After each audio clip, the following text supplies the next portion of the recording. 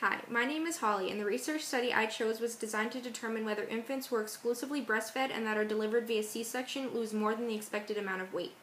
The background of this study is that the normal and accepted amount of weight an infant can lose is 7% of its original birth weight, and 10% is considered an excess, and at that point some sort of intervention is usually required.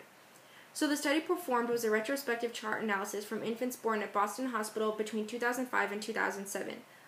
All of the 200 infants that were surveyed were born via C-section, but the groups that were compared were infants born to mothers with or without labor, meaning they started off in labor and had to have an emergency C-section because of some sort of complication, or they were scheduled to deliver via C-section. Labor was defined as regular contractions with cervical change.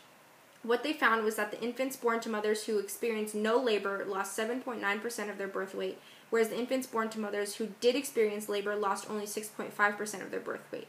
So what they deduced was that the infants born in the absence of labor were more vulnerable to greater than expected weight loss. This is important for us to know and to keep in mind because C-sections are becoming more and more common as a result of repeat sections and earlier diagnosis of possible birth complications. So it's just important to know what to expect for the risks of the baby and the mother as a result of the mode of delivery.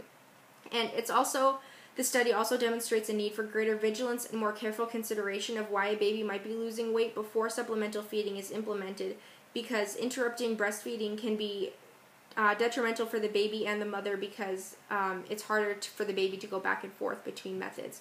So it's just something to keep in mind with your patients in OB. Thank you.